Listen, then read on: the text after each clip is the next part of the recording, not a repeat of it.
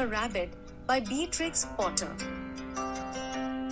Once upon a time, there were 4 little rabbits. Their names were Flopsy, Mopsy, Cottontail, and Peter. They lived with their mother in a sandbank underneath the root of a very big fir tree. One morning, old Mrs. Rabbit said, "I am going to the bakery to buy bread and buns. You may go play in the fields or down the lane. Don't go into Mr. McGregor's garden. He doesn't like us playing there. Now run along and don't get into mischief. I am going out." Flopsy, Mopsy, and Cottontail were good little bunnies.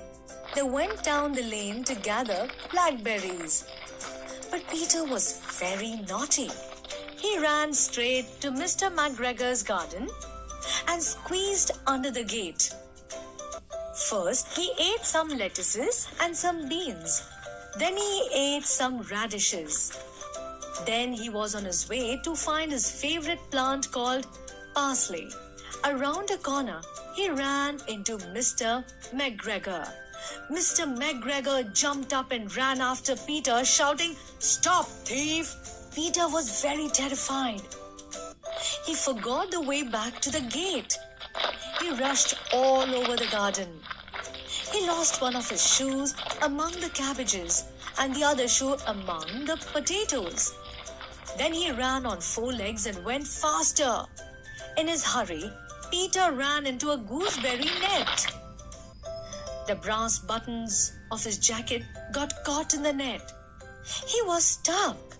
Peter thought he was lost and shed big tears. Just then, Mr. McGregor came up with a sieve to pop on top of Peter. Peter wriggled out of his jacket, leaving it behind him. He rushed into the tool shed and jumped into a watering can.